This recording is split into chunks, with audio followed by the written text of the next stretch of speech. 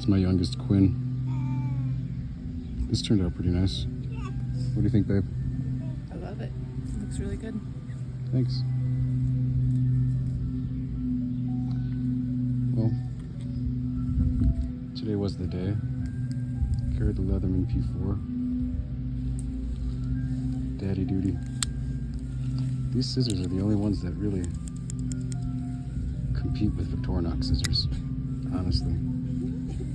And this has two blades on it, like the main, then serrated. So this little buck really isn't necessary, but I like the aesthetic. So I'm carrying the little buck 55. Ooh, you're gonna get in trouble. Ooh, already starting, dude. Brass flashlight.